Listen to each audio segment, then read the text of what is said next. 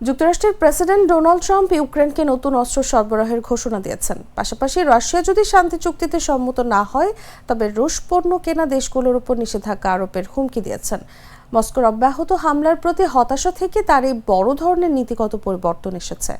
তবে ট্রাম্পের এই নিষেধাজ্ঞার হুমকির সঙ্গে 50 দিনের একটি গ্রেস পিরিয়ড রাখা হয়েছে, যা রাশিয়ার জন্য কিছুটা স্বস্তি বয়ে এনেছে।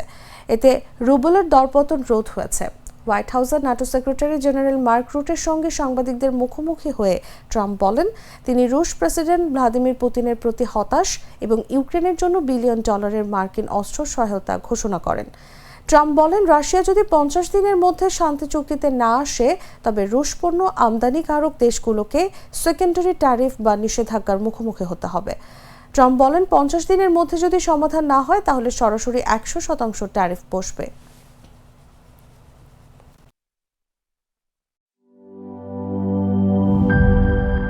বান্ডেল থাকলে প্রতি সেনমানিতে টাকা বাঁচবে। বিকাশ সেনমানি বান্ডিল কিনে জিতুন প্রতি লেনদেনে।